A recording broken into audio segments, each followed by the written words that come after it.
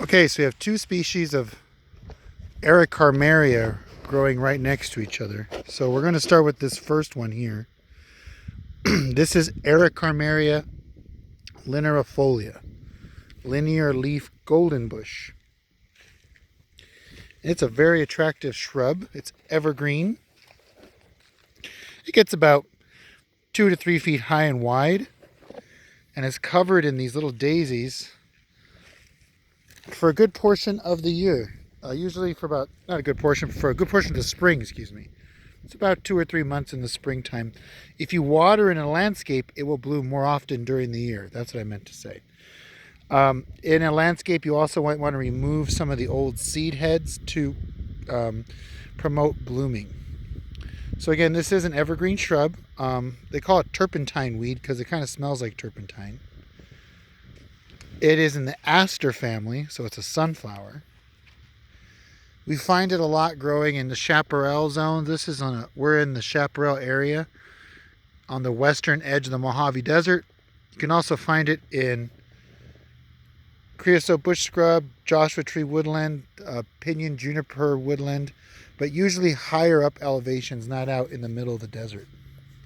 Really good plant for a landscape. If you need an evergreen shrub with yellow flowers, this would work nicely with like California fuchsia with the red flower, or some buckwheats with white flowers, maybe even some purple sages. Very good. Another fantastic plant for pollinators. All Ericarmerias are fantastic pollinator plants, and they're all great evergreen, good evergreen shrubs for the landscape. I would recommend them also near orchards again, because they bring in a lot of the beneficials. They look good with rocks. They do prefer well-drained soils, and they can be propagated by seeds fairly easily. We've done them in the college before. Now, I'm not going to go over the same information because, again, this is another Ericarmeria. So this is linearifolia, and linearifolia, you could tell the difference because the flowers are like big daisies and the leaves are a little bit bigger.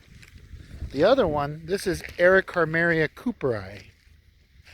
Ericarmeria cooperii, or Cooper's golden bush. You can see the flowers are a lot smaller, very, very small. They don't have ray petals that much. You can see the flowers are much smaller, and the leaves are different.